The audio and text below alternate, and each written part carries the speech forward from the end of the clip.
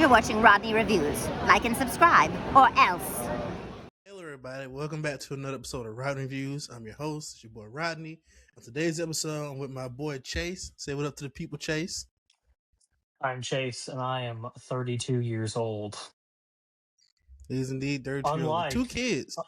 unlike our director, who is 20 years old. Today we're talking about the Backrooms. Well, he's 21 now. His birthday was a week ago, so It was a week ago. impressive. I think a week or so ago, but he's 21. He's 21 now. Imagine making like $1 million, probably more. I don't know how much he made off of that money, off of that movie, like being the director. But like, imagine making all that movie. You can't even like, he probably does drink, but not being able to legally drink like at your like rap party. That's crazy. That's Crazy nice. talented. Yeah, shout out And to did you him. know? Oh, Did you know What'd you he say? actually he started this stuff when he was 16? I don't know if you've watched the web series at all. no. I watched the Wendy Goon breakdown of the web series. Okay, okay. Well, that probably gave you a pretty good rundown of everything. It's like a 3-hour video, so it's close enough. Shout out to him. That's pretty funny because like if you watched all of the web series together, it's probably like less than 3 hours. Because it'll be like a 10-minute episode, and then a 30-minute episode is like kind of rare. And then you'd have more like 1 and 2 minute episodes that just have like a lot of stuff implied.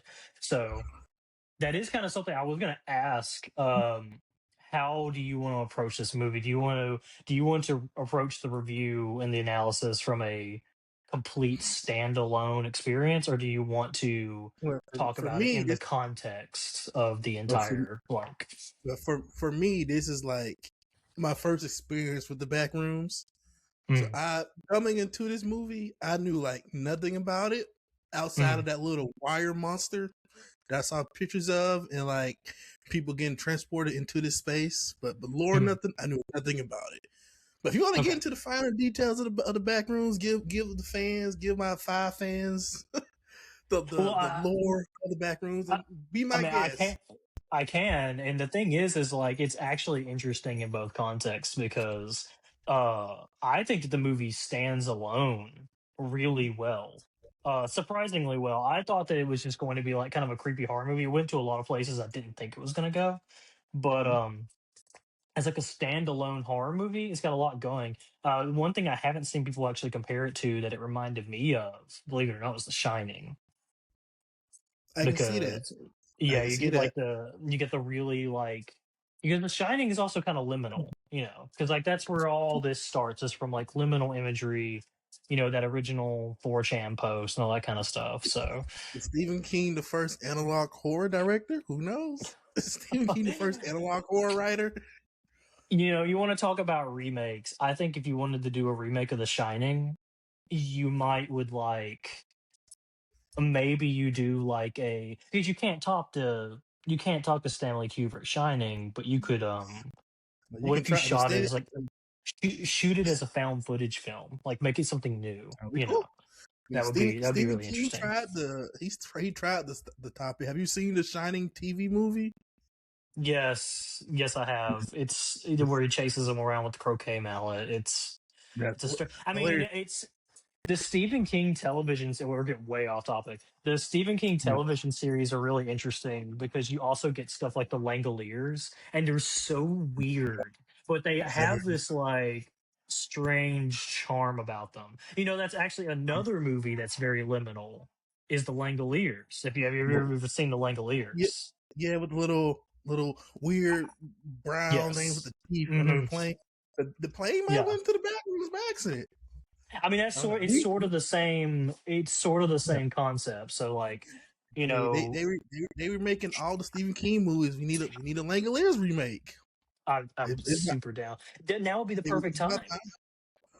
It'd be the perfect time. A24, get on it. Get Kane to do it.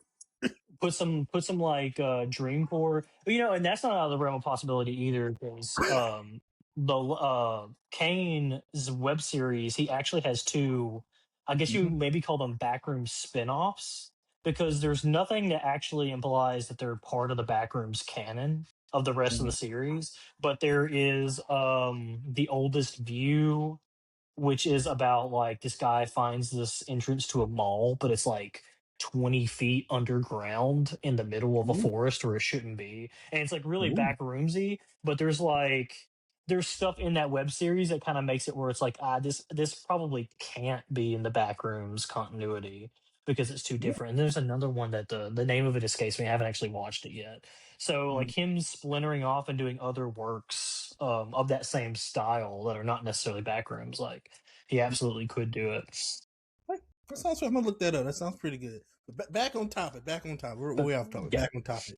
The background. Let's talk about the movie for now, and then after, like, we give our little scores from the movie, you can like Mhm. go into like in context of stuff.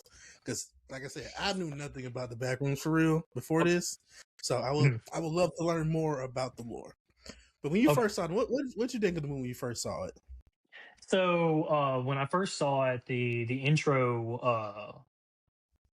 had me thinking that the movie was going to be like, because it opens with the Yeah. async guy in the hazmat suit and he's running away from something, and the Mhm. framing of it is like really makes you think that it is the bacteria monster, like from the stuff. If you know, Yeah. if you don't know the lore, then it just kind of comes across as like this like cold opening of like, boom, we're in a chase and all that kind of stuff, and it Yeah. works well for both ways. But like, it's a really good misdirection. It's kind of like when you play like a remake of Resident Evil or something, and they put Yeah. something deliberately somewhere to make you think something's going to be one way, and because you've seen this other content about it, and it hits you with something else that like it only surprises you if you're there. So like, you think that's going to be the bacteria monster, you learn later on that it's not. We do full spoilers here. Sure, why not? Movie's been out for a month. If you haven't True, seen it by true. then, whatever. But yeah, you later learn that he's running away from the Captain Clark. Yeah. She Um, kept.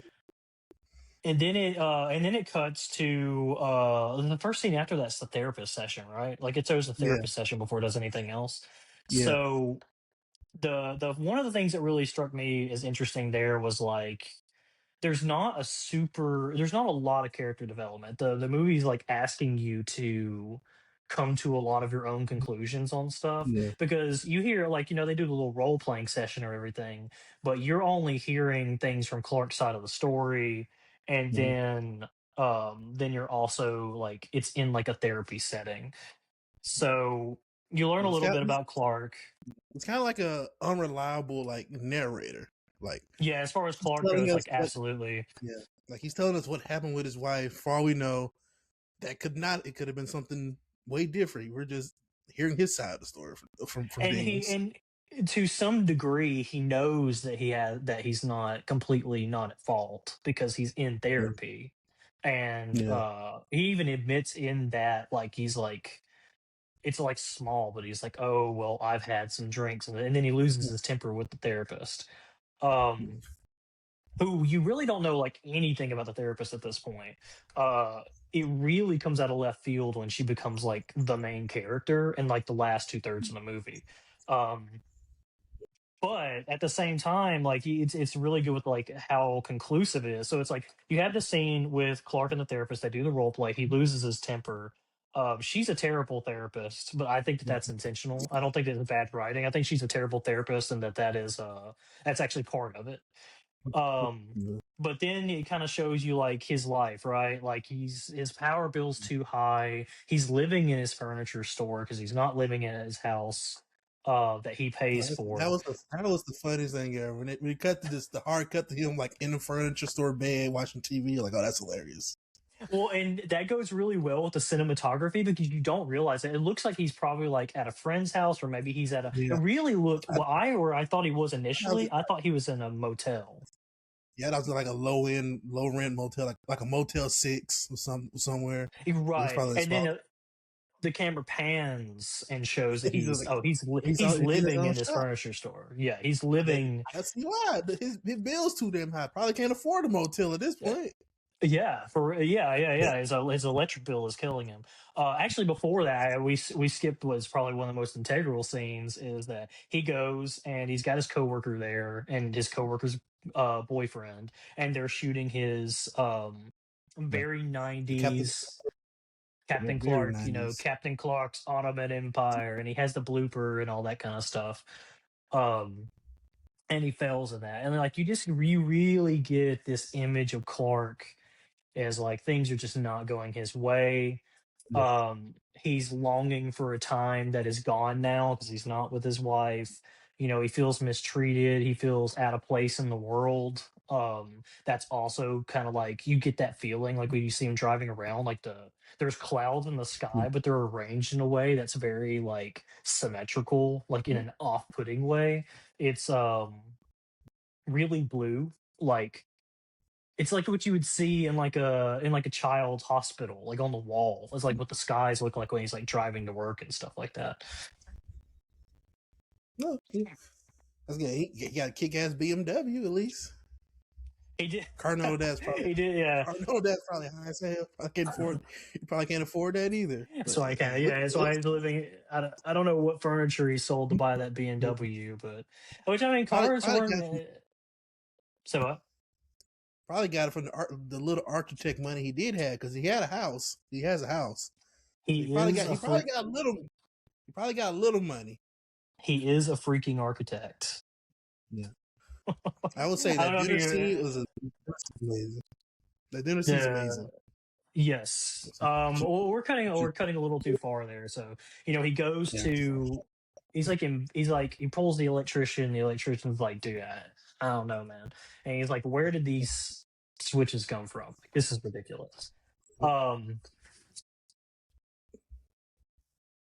As a person who has nothing, I was just thinking about the next one. As someone who is like very familiar with like electrical engineering and stuff, because I went to college for that kind of thing. If I saw like breakers arranged like that, I'd be taking that panel off the wall and looking at it. And that dude's just sort of like, I don't know who put this up there or whatever. I guess that's probably like looking into it too much, but you don't get paid to do all that. He does not get paid enough to do all that. But you probably get paid enough to do all that. Like, this is above my pay grade. So it goes into he starts him. He gets up. The lights start flickering. That's right. I saw this movie like 3 weeks ago.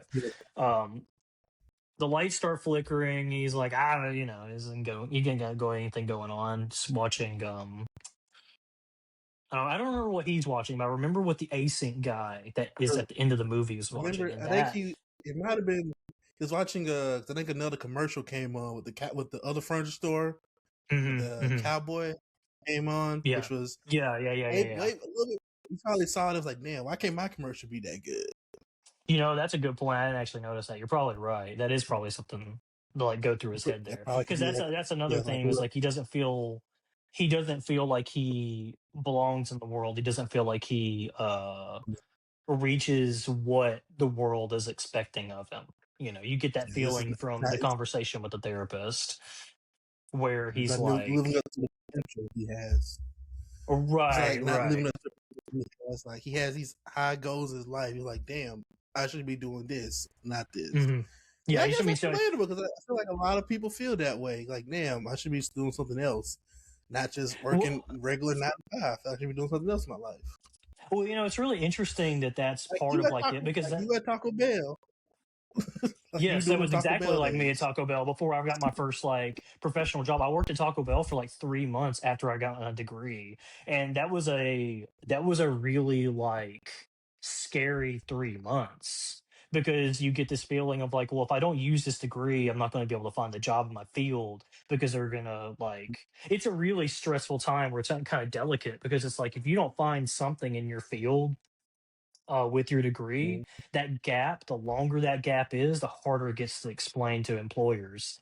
And the less chance even then that you're going to get it. But finding somebody to give you a chance is really difficult, which we don't actually know what the extent of his architect career was before all this. It's really vague. And you're kind of like left to like come to your own conclusions. Like, knowing everything I know about the movie and like the way he acts and everything, I would say he probably had an architect job at some point, and he screwed it up by like blowing his top at his manager or something. Yeah, you can tell he has like the talent, the way he mapped out the back rooms and like the way he his drawing. You see, he has a talent. He does have a talent for this. Mm-hmm. Yeah, like you said, he might have punched the manager in the face. He might have anger issues, and it fucked the job up. Yep. Yeah. My question is how he get a whole furniture store to himself? You think the furniture store like in the family or something? Well, and that was what I was going to bring up is like the 90s were a different time where it's like, you know, cars weren't that expensive. Like BMWs are expensive, but you could go get one. You know, the issue that Kane is bringing up is something from his time frame because he's younger. But, you know, back then, you know, if you had a degree, like nowadays, if you get a degree in college and you spend a bunch of money, you're not guaranteed a job. Like it is scary enough as that is, and that plays into the theming of like not belonging. Yeah. But like in the 90s, if you got a degree in something, you probably have a job. So you can kind of ascertain that like Clark did something to screw that up. But no, I mean like then you could just like, oh, I'm gonna go open a business. I'm gonna get a business loan. I'm gonna sell some furniture. And he, you know, he does that. So, I did see like in the opening, like when they open the shots of the furniture store. I forgot it was something written on the. I forgot what it was. It was like something written on the window, so you can tell he's probably bad at selling furniture too. Yeah. This place is like being vandalized. It gets even worse after he hasn't been there for a while, like later in the movie. But then we finally get to like, you know, it's kind of like a Godzilla movie where like, you know, you have a lot of setup and you have the character stuff going on, but it's like, okay, when are we going to see Godzilla? When are we going to see the Backrooms? Which you saw you see it very briefly at the beginning of the movie, but he starts to investigate and he like sticks his hand through. And then the interesting thing there was like this man has no fear. Is like he sticks his head through next, and like just like looks around and he goes in. Yeah, YOLO, just went in like, oh man, with no fear. Just, zero fear. It's probably like, well, how much worse can it get? You know, exactly. Why keep them out the house?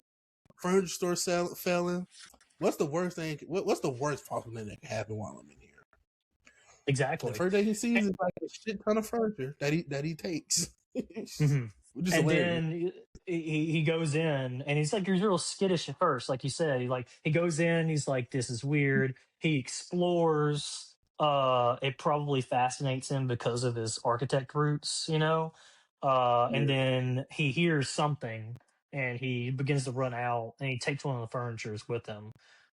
Which to me, him taking the furniture out, he did that because he needed to prove to himself in the morning that what happened wasn't a dream. So he kind of like he's a character that doesn't have anything going for him. His life is kind of screwed up. There's really only so much that he can really do for himself at this point. Like, you know, you think that maybe he'll have some kind of traumatic experience in the back rooms and it'll teach him a lesson or something, and maybe he'll get back to his wife. That's not what ends up happening. You don't really know where the movie's going now, but what I would really say is about like when he's exploring the back rooms is probably like one of my favorite parts of the movie because very good, very beautiful. I heard it was all practical. It looks really good. like I can't remember the numbers, but just like it was so big that that the actors would get lost on the practical set. Yeah, I heard. I was watching a Wendigoon video about it. He said he was walking through it one day and he got lost. He started getting scared until Kane showed up. Like, "Hey, where are you going?" Like, "Oh yeah, I'm in the practical set, not in the actual back rooms." Right. And I feel like it would. Because I feel like if I went through there, I would get lost instantly. Like my sense of direction is off. If I'd have went through there, I'd have been fucked. Yeah, I was really impressed that he found his way back when he started getting checked because he couldn't take the route that he was. I can't remember exactly how it worked out, but like when he heard the noise and saw the thing, he starts running and he doesn't take the route back that he took there. So it was like, you know, he obviously had like a really good sense of direction. And thematically, that plays into what we'll see later, where it's like he starts to like the back rooms. He likes being in there. He identifies with the back rooms. The back rooms is like so. It's like a kid in a candy store. You put an architect in like this big liminal space. It keeps growing and growing. It's like, That well, never damn, this is changes. like the dream. It never changes. Yeah. Like the dream. So he can keep mapping out. For Yep. shit, let it keep going longer. He might have started having backroom sales, backroom tours. Mm-hmm. Yeah. That's the other thing is like you could like use it for storage and all kinds of stuff. Which when we go into like the lore, like that's kind of like what Async at least claims that they want to do with the back rooms. That's how they get like government funding and stuff. But yeah, it's like it's architect. And I really like that the two main characters, one's an architect because the Backrooms is huge, impossibly big, complex, and then the other one is a psychologist with a past, with her mother being mentally ill, and I'm guessing.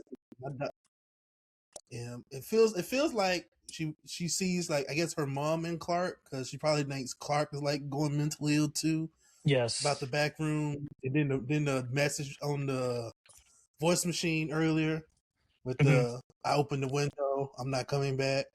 So she probably thought, well, damn, this is like my mom all over again. and the fact that she in the fact, and once again we're jumping a little too far, but the fact that she instead of calling the cops or anything like that, she goes to personally investigate. She has her own issues. Um, Yeah, now she's a here's what decent I want therapist. to. She's a She's no terrible Dr. Milf though. therapist. She's she's no a. Dr. Milf.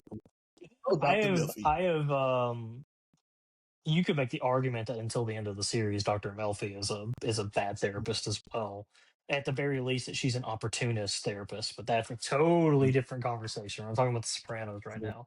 Although, I mean, you give me a Tony Soprano goes to the Backrooms movie, I'm there. That's kind of what Pine Barrens is, you know, Paulie and Christopher, they get lost in the Pine Barrens. It's like a New Jersey I gotta Backrooms. watch Sopranos again. Yeah. I need to But start. I didn't get to watch no. so Back to the here's where some theory comes in here, where it's like, so we know that Clark has been in the back rooms. He's been in the back rooms long enough to map it out because he takes the map to his therapist. And for some reason, I think the therapist is probably like the only person that Clark has in his life other than his employees, that he can like do anything. And it's like the role playing like left him to where it's like he's got to show the therapist, like he's got to prove this to the therapist for some reason or another. Like he feels a compulsion to it, probably because he associates that therapist like with his wife to some degree. You see more of that later.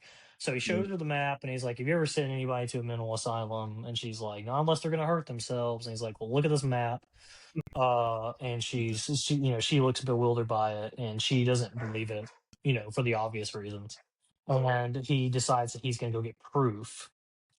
Now, I don't know how long, it's kind of vague how long he's been exploring the back rooms at this point, but he knows that something is dangerous is in there. Yeah. At the very least, he knows that something is dangerous is in there because he got chased out of the back rooms that first time. He's also been in there long enough to map it out, so he has probably encountered something in there before, even after that. So, because I saw this theory on the internet and I found it very interesting.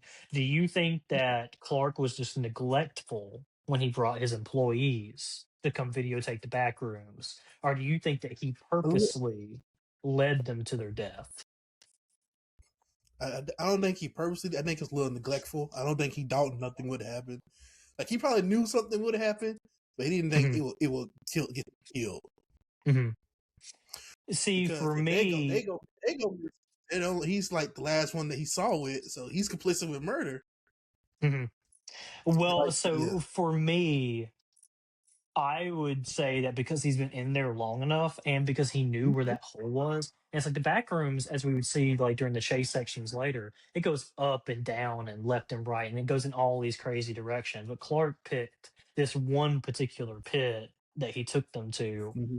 Um, I think that he was trying to purposely lure Pirate Clark out because he had seen Pirate Clark. And I actually subscribe to the theory that like he had no intention of them leaving, basically. That he was That makes basically sense taking them to the because when the other girl is like said, "Look out behind you," it's like he knows it's there. It's like he didn't have like no fear of it at all. Like, oh, you're finally here. Mm-hmm. Yeah, I'd be interested to rewatch that. Chase scene and see kind of like what is Clark during that chase scene where they're running away, like what is that kind of like, does he give off any Yeah. things of like, oh, maybe he knew that maybe he knew Captain Clark was down there. Yeah.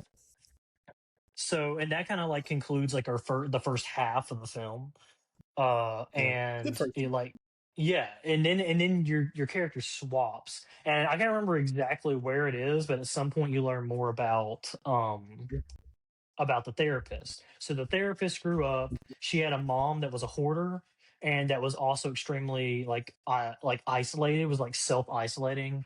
Obviously suffering from some sort of schizophrenia or something because she was like, people are out there to get us, and she's like always keeping wouldn't let them go anywhere. She eventually gets taken by the state. Um,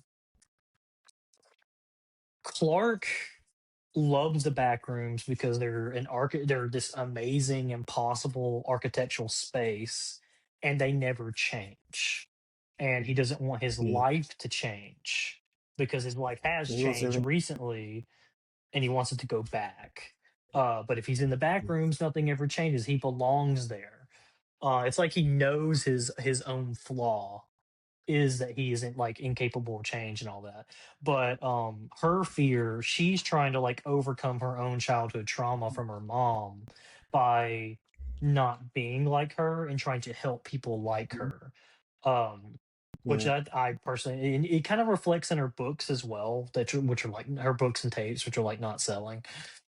Um, Yeah. but she gets the She's too busy worried about voicemail. themselves. So what? Says she's too busy to worry about themselves. And you know what else the therapist? You speaking about that?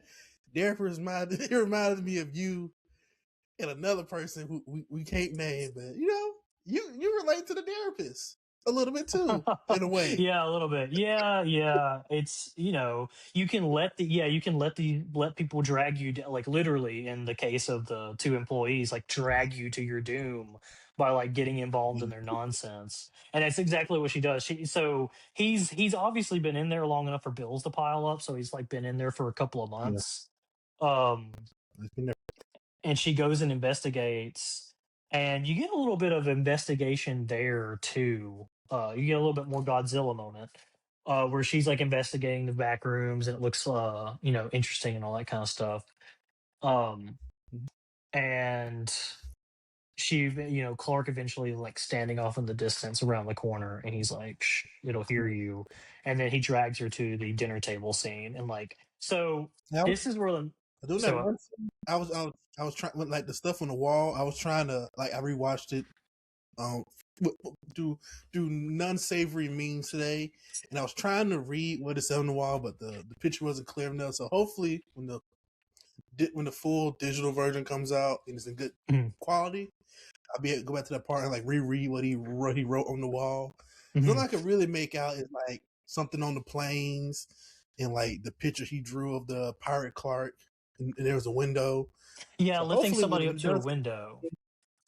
yeah. What's interesting about So that is in the web series, there's a really similar drawing, but it's a bit different.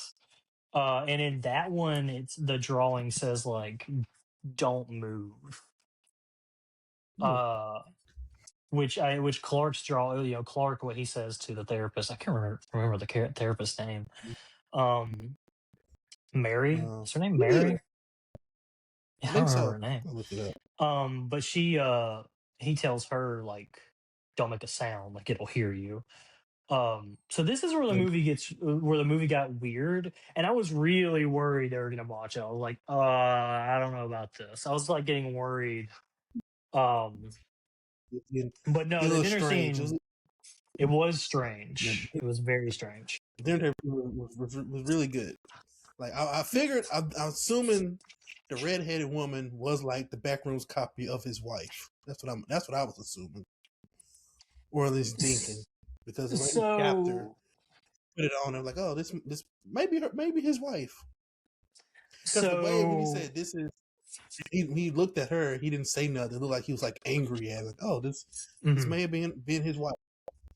And she kind of stands in the distance like from him, Yeah. and most notably she like attempts to run away from Oh yeah. Pirate Clark. So which is weird because she had no sense of self-preservation when Clark cut the top of her head off, but she didn't but she ran away when she heard Pirate Clark coming. And Leopold, which is the name of the guy in the chair, he starts flickering his light on and off. Hey, well, So he had basically, me. they recreate the role playing from the beginning of the movie in the therapist sections, in the therapist like scene. But they're in the back rooms, and she's like tied up, and he's basically like he's desperate for validation. Like he needs somebody to validate that he's okay to stay there. And which is why, which is probably why he left her the voicemail that he did. Is he probably felt like he could coax her there. Um, Yeah. and I'll say he's very good at manipulation. yeah, He seems yeah, to be pretty good at manipulation. until it falls apart. Yeah, Because it's like obviously, like all manipulators, he comes all firing back in the. eventually he stopped working on his wife, and then it stopped working on the therapist as well. Where Then it the stopped working on the therapist, pirate. yeah, yeah, stopped working on the pirate too. I can't make heads or tails on how the relationship between the pirate and him works. When he accepts that he doesn't need to change because the therapist gives him the validation that he wants, she says, "Don't change, stay here." Um, oh, the other really interesting thing that he says, I can't remember exactly when he says this in the movie. I don't think it's in this scene. I think it's earlier, but he says he's like, "I hurt people when I don't mean to." So maybe that actually goes more with like how you believe that scene went with the camera people, because he hurt them and he might not have meant to.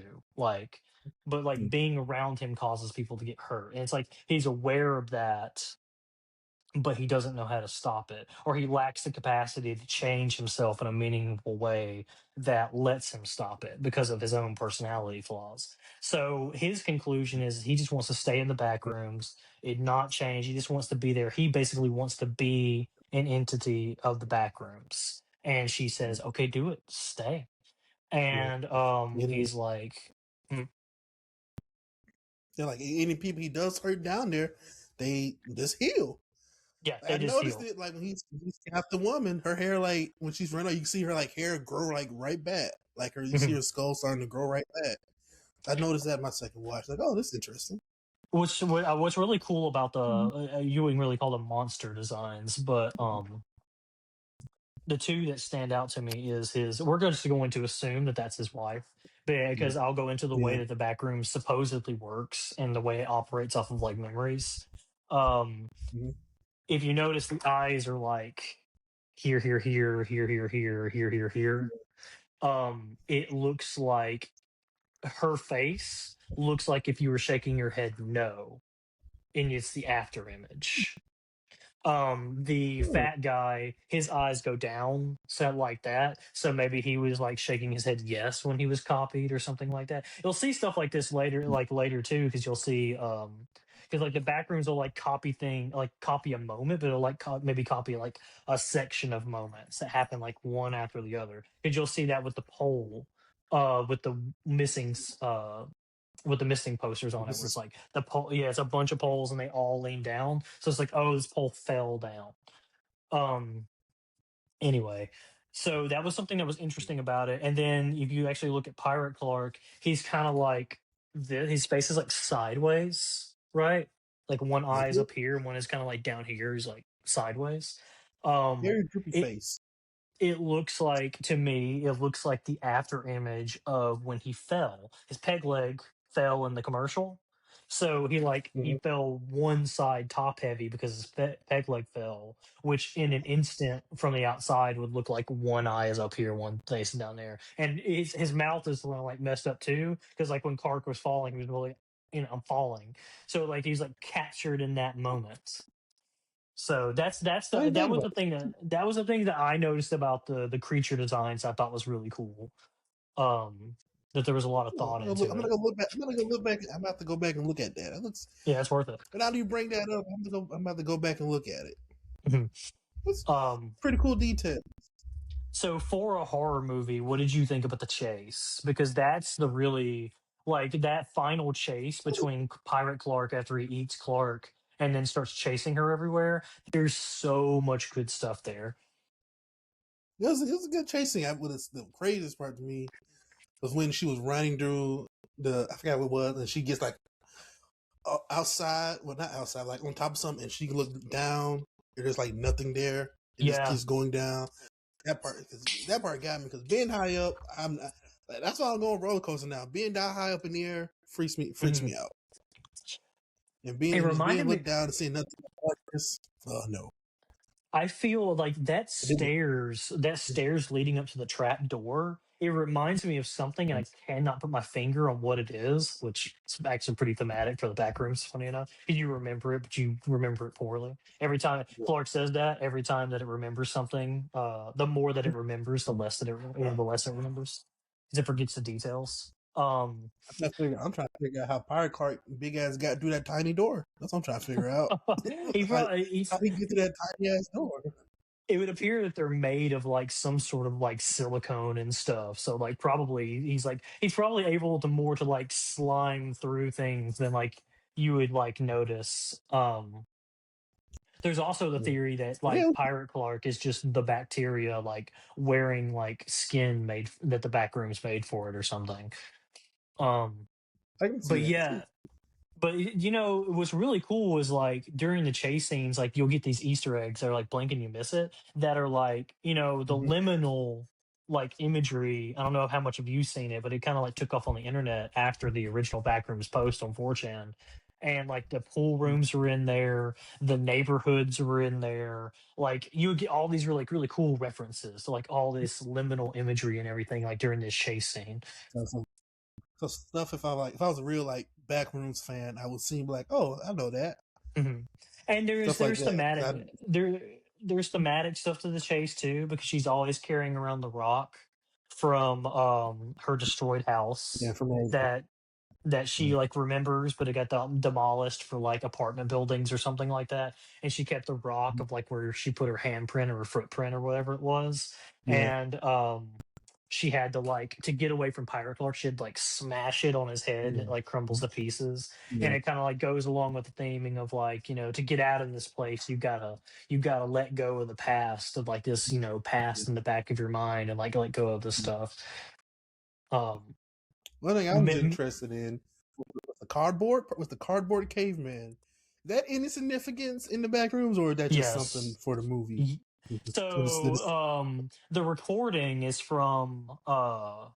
the recording of is from the Apollo 1, I believe, and it's just hello in like every language. And it was like, or it might not have Mhm. been the Apollo 1. It was whatever shuttle was like shot out like in like the early days of the space race. And it was basically like, oh, if an alien encounters this, they'll be able to better communicate with us if they have like a greeting in every single language. Maybe they can figure out how to speak to us. So that's what that was. And it's like a similar thing of like, you know, they're putting it out Okay, there. It's probably so that like, you okay. So it's know, like if somebody, yeah, you see somebody get it lost in, or people in there. yeah, it's put there by async. You see it in, which is interesting because you see it's put there by async, but it's also possible that some of them are actually Backrooms created copies of the ones that async put there. It's kind of unclear. That'd be a good theory. Yeah. And then the ending part with the other scientists and trying to talk to the therapist about what she Mhm. saw. You think they killed her? I don't remember what happened at the end. You think they killed her? So I mean, it's left open because he's like, well, that's not up to me. I can tell you that they're not. So async is not like this. Like they're not like Shinra or Wayland Utani or like these megacorps like Okay. that are like these shadow organizations with government funding that are doing these super evil things and stuff like that. Async isn't really like that.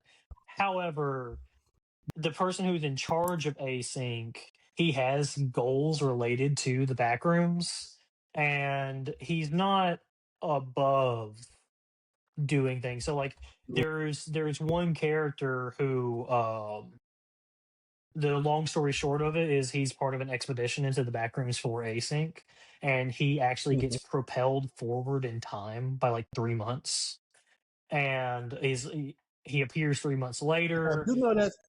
You know, I think I know that story. That was part of the video I Part of the watched a week breakdown, ago. yeah, yeah, and Yeah, and like he basically, mentioned his wife.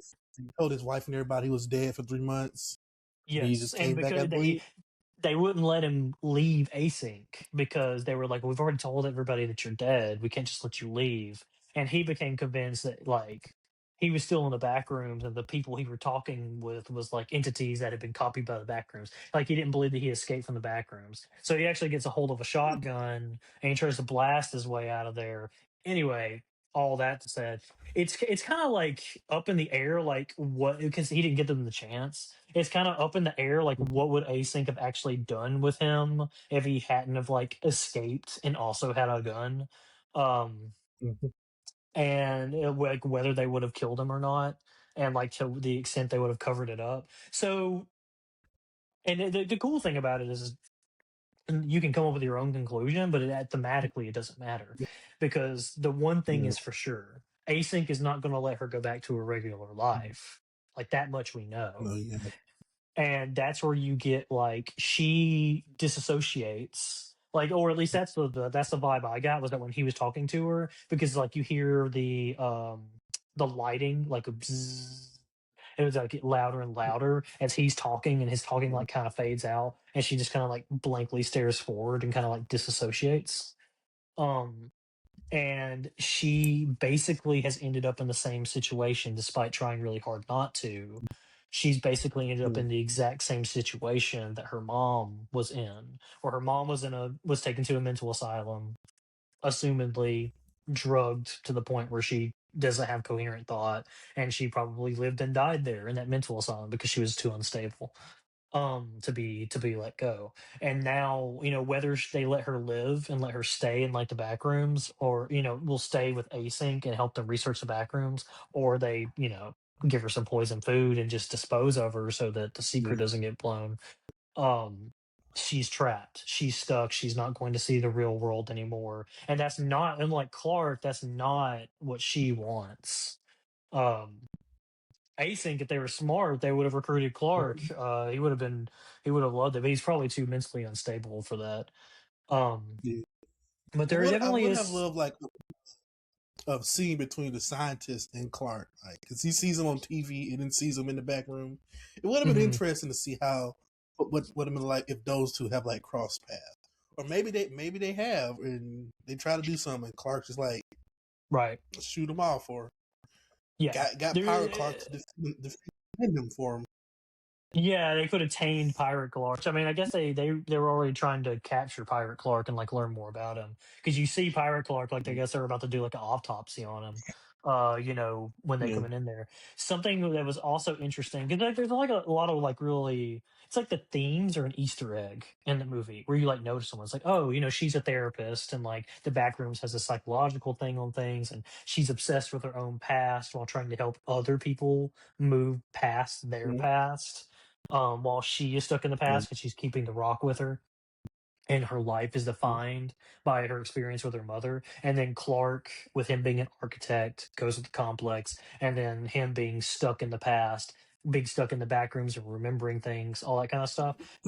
Something that was really interesting is the movie that the async scientist at the end of the movie is watching with his family is The Never Ending Story, which is also about an outsider finding a world and kind of escaping into that world, and that escapism like bringing like causing things in the real world to happen. And in the never ending story, like humans can like influence the world of, I can't remember the name of it. um so that was a I've really never. Go I ahead. know about the horse. I know about the horse scene though. That's all I know Everybody, about the never. you It's should the horse drowning. you should Uh, watch the That's Neverending all I know. Story. It's a really good movie. There's a lot there. There's a lot there to unpack in the Neverending Story. It's a great movie. It's a little rushed because they like cut the ending off of it from the book, but it's pretty interesting. All right, I'll check But it out. yeah, so kind of going through all of it, the last scene that you see, and like chasing from a scary monster, exploring this Mhm. crazy never-ending place. It's creepy. The whole movie is creepy. The scariest scene to me is the end of the movie because it shows just how huge the Backrooms is. It shows you the influence that even this small little story contained in it did. Where it's Yeah, like it flashes all these scenes from the Backrooms. It shows a still life created. I don't think did they ever name the still lives in the movie? no, I don't think so. Do you know what? Not that I remember. Okay, I know. I I didn't. don't know what still life is. Okay, okay. The wife, Pirate Clark, Leopold, the guy with the lamp. Those are all still lives. Wait, no. Okay, Yeah, yeah, that's their name. okay, They're the what Clark called like when the Backrooms like tries to remember a person and like recreate it, basically. yeah. Um. So yeah, he where was I going with that? The still lives. It shows the still I life remember. I of the know the last. therapist. Oh yeah, that was creepy as hell. Yes. Ending on that, like, oh, that was creepy. She had like three eyes stuck together and like two mouths stuck Hmm. together. Oh, that was creepy. And if you look at the pattern of her deformities, it looks like she was looking down, disassociating, and rocking back and forth because it's not up Yeah. and down. It's not as far down, like the row isn't as long. Same thing with the one where it's there for Clark's wife. It's like real slow because she's like Mhm. holding herself like this, like in like a fetal position, like going back to that child um that was in Mhm. that situation where her mom was like, shh, you know, they're coming, they'll see you. You can't leave this place. Now she has async telling her the same thing, like, we can't just let you leave. It's not up to me, you know, Yeah. and stuff like that. And it's like it to me, her deformities look like she's like doing like this, like rocking back and forth. And then it shows her house, the inside of her house when she lived there. And then it shows her house Yeah. again, but things are a little bit off center. Some of the stuff is like clipped into the walls. Oh Then yeah. it shows like just the empty room. Then it shows like a room that like the dimensions are the same, but there's like nothing in it. And then it shows the room again. There's like a hole there that like, goes back out to the rest of the back rooms. It shows the apartment buildings that were being built over the top of the rubble of her house. It shows the missing posters at the end of the two employees that Clark brought into the back rooms and got killed. Notice there's no missing posters or anything for Clark. Like y- going Yeah. by this scene He alone, just, he just Clark is he just been forgotten by the world. he's been completely forgotten. He's been not only forgotten by the world, he is now even forgotten by the backrooms. He's forgotten by the thing that remembers stuff but forgets them. Like Yeah. he's been like totally erased. Um Yeah. Like he doesn't. Like even his wife probably doesn't even care that he's gone missing now. He's like, oh, whatever. for all we know, she's Like she living probably doesn't somewhere even care. completely different. Yeah. She like so like and it just like it almost gives you like the feeling of like it's like the same thing as like looking out in the stars where like there's this huge open space in the stars like oh space is like infinite. You know it just goes on forever, it's unfathomably huge. And you see the same thing in the back rooms of like you saw the scale of the back rooms and how like you know how big it was and everything. And then you got to think about it, it's like Mary's house, who knows where that was, we don't even know if that's in the same state, you know, like all that kind Yeah. of stuff. So it's like then you start to get the idea. It was like, oh, this complex, infinite, and you get the idea is like Yes. other people will fall into it, and other people will not find a way out, or it will influence, or it'll pull more people in. And in the same way that more and more people will forget things. People will, and that's another thing that's like another like little thematic tidbit is it takes place in the 90s, which not only is it an era that is being forgotten, it's an era that Kane Parsons was not even alive for. He would have been born Yeah, in 2005. He was not alive during the events of 1996 when this movie would have took place. Um, he doesn't I'm remember. He sure. doesn't even remember No Child Left Behind. No. He was the child not being left behind. So yeah, it's like but that's basically the movie. But to me, that was the creepiest, and like that would lead into my next thing of like the music for this movie was incredible. I don't know if you noticed that, but that was like one of the things I noticed like midway through the movie. I was like, this soundtrack is amazing. I did not notice it. Unfortunately, I feel bad. I Oh, feel bad okay. because soundtracks are usually really good in movies. I probably did notice it. I just probably do not remember it honestly. Mhm. But I feel if I hear it, I would remember like, oh, this was a this scene. Give it a listen, just I because. feel like oh, you can go. My bad. No. Go ahead. Go ahead. Oh, I'm sorry. Okay, I had like a real theory. I feel like when they're in the async place and the guy's mentioning these portals are opening up faster than Mhm. we can see them. You think like since they found out there's one in the furniture store, they destroyed it. Like they destroyed like the furniture building and like interested to that area. Because I think Mary's mother may have accidentally went into the back rooms and saw some shit, and she found a way out and got like fucked up. And then the government found, and then ASIC found out, and they destroyed that. Probably destroyed that entire area, so nobody else could end up there. Mhm. That's my little theory. So, so That's my little theory. I don't think I think that I think her mom was just crazy. I think that the it works better for the movie if her mom is just crazy. Um, why she's crazy, I guess, doesn't really matter. But the so when they say that they're an MRI company, that was true, and the Backrooms was sort of birthed. This is now we're getting into like the series stuff. The Backrooms was sort of birthed when Ivan Beck something happened. He was working on some quantum physics stuff, and a solar flare happened at the same time. He gets like struck in the eye by some like electricity, and he sees into the back room with this eye, and that's like the first like discovery of it. Um, the implication, because that would have happened in like the early 70s, the implication is that the Backrooms copied stuff off of Ivan Beck's like memory. Before then, if you fell into the Backrooms, it's probably just like a void of some kind. um but either way, that's possible. It's like that's the reason that she's crazy, but I actually think it works a lot better. It's just like, because that's kind of the thing about like the original Backrooms post is like what makes it so scary is like you didn't do anything wrong to get there. You just kind of like fall in. Like in the original found footage video, he's this dude shooting like a movie scene, and he just kind of like steps backwards and loses his footing. He just like falls in. Um so Yeah, that if is really scary. You could be driving somewhere and it accidentally fall into the back rooms it's and crash and total your car.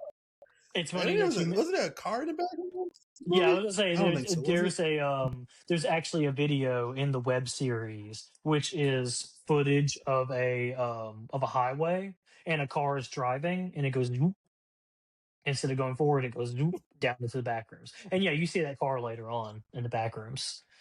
Um Like even like the bird is flying through the air, and now there's back rooms in the air, or maybe like landing on the ground to get some food, and he got and stuck just in the back rooms. yep, just gets like stuck in the back rooms. Exactly. Yeah. Exactly. And if you look at there's a video in the web series of the graph that shows that like when the portal was opened, that missing persons Mhm. cases started going up at like a dramatic, like an exponential rate as the back rooms have been opened up. Like as for like what they did with the store, my belief on that would be like they probably bought the property and like built a facility over the top of it because like it actually takes a lot for them to open the portal. Like I think in the web series they only have like the one threshold because it takes like a lot of stuff. So like having a free threshold right there, they probably take advantage of it. If I had to guess. Yeah, makes sense. Have easy access to the back room. Like, oh, they probably just take all the furniture out. It's like even in the end of the movie, it's crazy how fast they set up. Because maybe I don't know if they were in the real furniture store, but when she got out, they're like already set up. Yeah, It's like crazy how fast they got there. Well, I think from what I gathered during the chase scene and the cavemen and that part with all the gas, I think that they were because they had we said they had cameras earlier in the movie. They probably could have stepped in to help her like a lot sooner. But I think that they Probably were just wanted to see trying what's gonna to. happen. Yeah, exactly, exactly. It's like they're not like totally evil in the sense that they'll like kill you for the sake of it or anything, but they have prisons But and if they're something not a. chasing you about to kill you, they'll watch and be like, let's see what Yeah, happens. they're Let's see what this thing gonna they do. if you meeting like a bad fate is going to help their research, like they're probably not going to step in. They're not going to harm their own research for altruistic good, but they're not just going to like outright be totally evil and like do evil stuff. But yeah. Honestly, in more ways, that's kind of more evil than just not helping, than just saying, "Fuck you, we're gonna kill you anyway." It's Oh, kind of more evil to just sit there and watch you get well, messed up.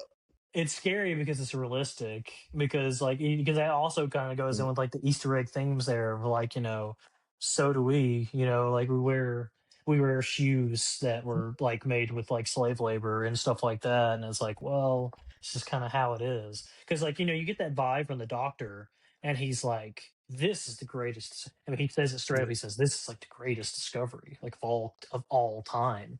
Like this, we believe this is the most important scientific discovery ever made in the history of man.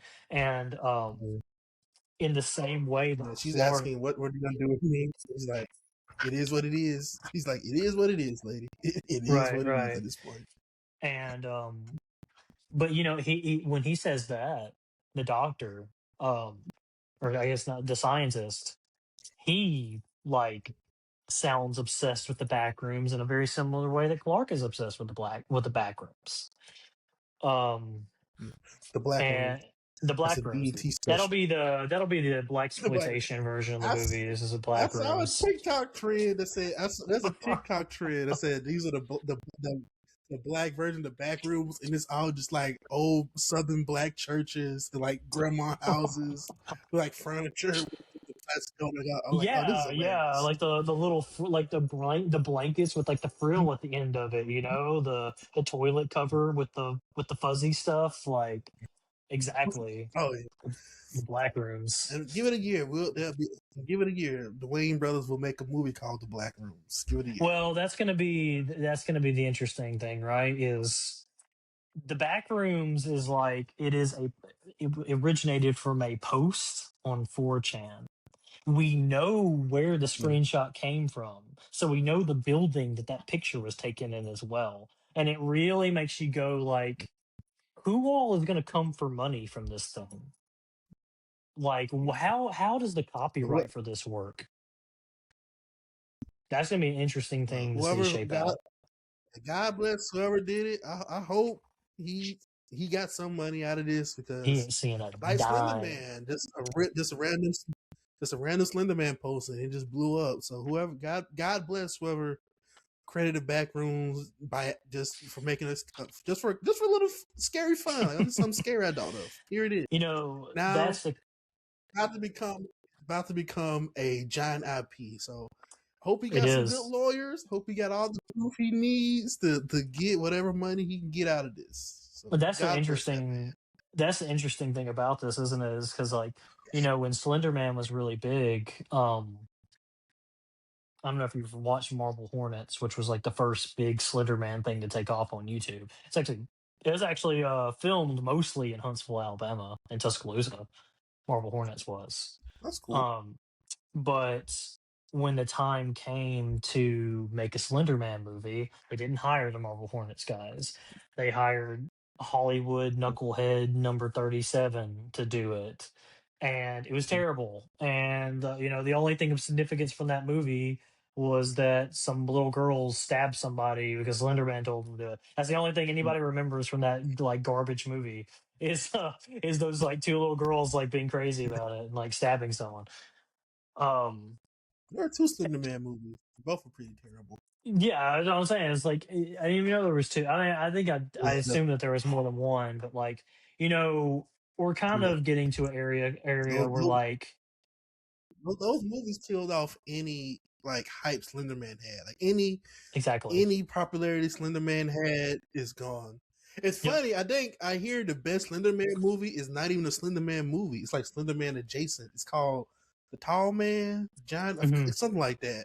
It's like Where inspired I think by. it starts like just yeah, it's like Jessica Alba or somebody plays like a woman trying to find missing Mhm. kids, and it turns out she was the person kidnapping the children or something. So that's like from what I hear, that's like the best Slender Man adjacent movie. Yeah, it's. I mean, something that requires subtlety, which is also what like the Backrooms. Like, if the Backrooms was made by like big Hollywood people, like at the end of the movie, like, Pirate Clark would have like been mutating or something, and she probably would like made it out, or she would have like Would shot it have with a gun. Who knows? been Like, more it just. had higher body, would have had a higher body count. Yeah, for sure, for Had sure. There would higher have been body way count. more action. The back There. it would have got out. It would somehow got out into the real world. Yes, yes, that's what we would have seen. Is like the back room starts making This like around the portal would start becoming yellow and stuff like that, or this summer, Pirate Clark hits Venice Beach, and Pirate Clark's dead at the beach. yeah, Pirate Clark on Sunset Boulevard. yeah, but That would have been a day if it was made in the 80s. That would have been a day. That would have been yeah, Jason in Manhattan. but no like normal like Hollywood studio would have allowed for like those really subtle like I mean really long too like um 20 minutes of just no dialogue, Clark just walking through the back rooms and saying all this stuff. Like they would have had him being like, whoa, wow. Or they would have thrown like or they would have just had the monster show up like way earlier. Um Yeah, but that's not what we got. And we're seeing that's good. freedom we're seeing That's a freedom good thing like about that more. A24. That's a good thing about A24. Some of their movies are pretentious. I'll say that, but they Hmm. do give like their directors the chance to be creative, to let them just do what they want. They don't feel like Sometimes they give them too much leeway. Sometimes you give them too much leeway, like Ari Aster with Beau is Afraid. Sometimes you get too much leeway. You gotta reel it back, but for they'll give you the rope. They'll yeah, give you the rope to yeah. hang yourself. Do Well, whatever I you want. mean, Yeah, I look would at them in rather I would Blumhouse. Blumhouse let you do whatever you want as long as you keep it cheap. As mhm. long as they don't go over budget, do whatever you want, buddy. I would rather have a bad movie than a boring movie. And like what you're getting is like you're getting movies that don't like the Backrooms doesn't feel like it was made by a team of people sitting around a table. Like a lot of like, Yeah, like modern like, popcorn chewers are where it's like yeah. these movies do not feel like they were written by human beings. They feel like they were written by 11 guys in a suit and ran through like People who need 60 different focus groups. When people I who work watch a a 9 to 5. movie, go ahead. I'm impressed. Sorry, I'm impressed they got Shitero Ejiofor to be in this because he's a pretty kind of big name actor for this relatively like low budget movie. Because Yeah, he's been nominated. He's been nominated for Oscar. He's been in Marvel movies. He's pretty big actor. it's Very good actor too. He's very it's underrated. his acting stands out like a lot too. It's really good. Like it really stands out because the other two are fine. The the therapist and then the two employees. So there's only four characters in this movie. Um, other than the acing people at the end, I guess five characters. You can count the doctor. He's in the movie for like 2 scenes. The rest of them feel like just actors that they pulled that like you would see like in the web series or something like that. And then you get him. Yeah. And I think that really works to the movie's favor because it makes him feel it actually makes him I think that works really well because it actually makes him look and feel even more out of place in the world because he's acting like a different I'm not You can tell he took this so you can tell he took this material like really seriously. Like right. he didn't see this as like a goofy little horror movie. He saw this as something like, yo, this is. Let me see what I can do with this. I can believe I can get something out of this. Right. Like And it's good when they personally, approach it I like that. expected like a horror movie, and then it turns into a character study for real, like a Mhm. psychological character thriller. Yeah, I wasn't expecting that. Like you said I in the beginning, was I thought in the beginning we were gonna get like more of them like being trapped in the back rooms, trying to get out, being chased by the monster the entire time, yes. and then like them trying to work together to get out, and then like halfway, like, Mhm. no, this is about a guy who's not fulfilled with life, and just like, hey, this is the world I want to live in right here, and then there just happened to be a giant monster chase at the end. That actually is interesting that you bring it up because you're right that at no point are they ever trapped in the back rooms until they have like put themselves in a situation to become trapped. Clark could have Yeah, just like not gone back in there. yeah, he The could have just like, therapist could have just not investigated. Like I get, white people got to investigate some shit. yeah, that's true. That's true. Just can't leave well enough alone. Um, Cannot. yeah. Overall, my thoughts on the movie. I mean, I give it like a solid 9.5. I really, really enjoyed it. It's definitely my favorite movie of the year. Yeah, it's really good. As a person who has known nothing about the back rooms before this, it's really good. I enjoyed it. I had a great time. So yeah, I give 9 out of 10. 9 out of 10. And great 9 out acting. of 10. Okay. Okay. Easily, yeah, it can easily be top 10 of the year for me. Yeah. Depends what else I got to see this year. I like Obsession more though. I mean, I haven't seen it. I haven't watched it. I've seen I'm gonna clips make you of watch it. that movie when it comes. It's gonna be on streaming. It's gonna be on digital next week. I'm gonna make you watch it. And you Maybe. gotta stop reading those feminist tweets about that movie. Stop reading those tweets about that movie. It's a poor representation of what that movie is. You gotta stop reading those tweets. It's a I've poor representation of what seen that movie is. I've seen some of that director's like YouTube videos because they come across your short form content and there's interesting stuff there. Um He's I'm funny. interested It to is see. funny now that all the comedy guys are doing horror now. Mhm. I blame Jordan Peele. No, It's it's his just fault. because it's actually just because that's the cheapest genre to break into for like big movies and people watch horror movies and it's like it's been that way since Paranormal Activity. I guess it's been like that for longer, but Paranormal Activity is like a really Yeah, I think good that's a really good like example of it because it's like, oh, Paranormal Activity costs like $200,000 to make, made like 58 million or something. It's like it made $5 stupid insane amounts though. of money. Yeah, I could huge never get. profit margins. I could never get into those movies. I can never Oh, get they're into those terrible. movies. Yeah, they're awful. But like I think normies it's love weird. them. They're like, the chair moved. But Yeah. that's what you do.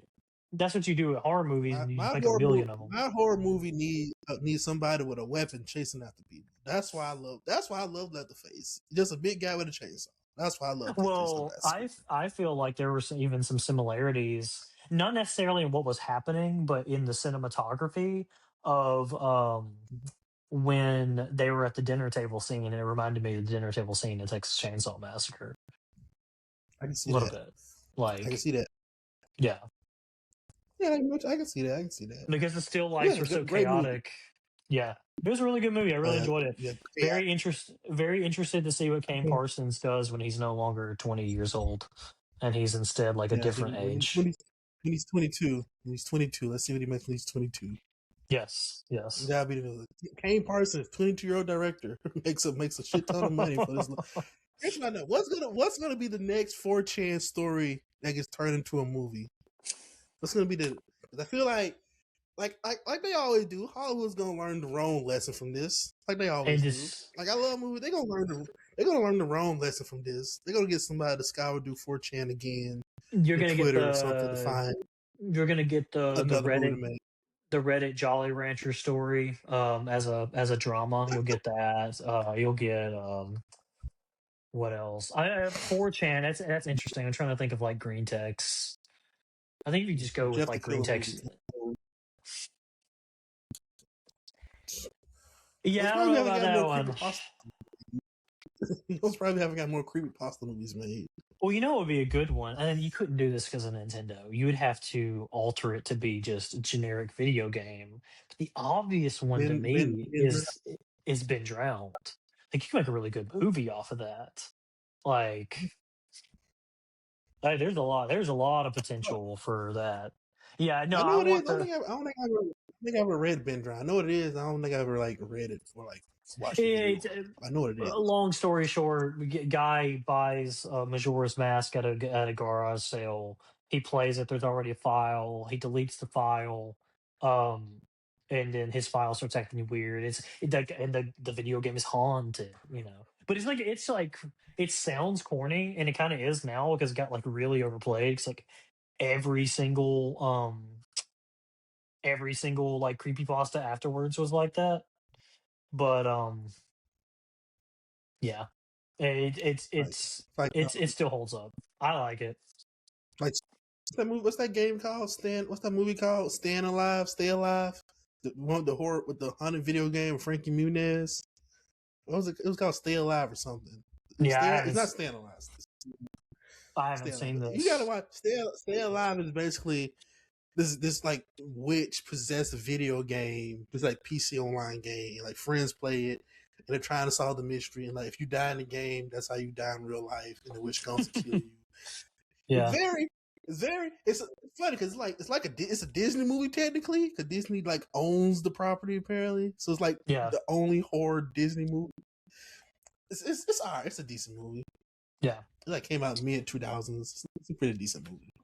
Yeah, we'll see what we'll see what trend this starts because as we know, like this did well, Obsession did well. You're going to see a lot of movies of this vein. They'll probably be really good for a long time, and then they're going to overplay it. But then the next thing will come around. But we'll see.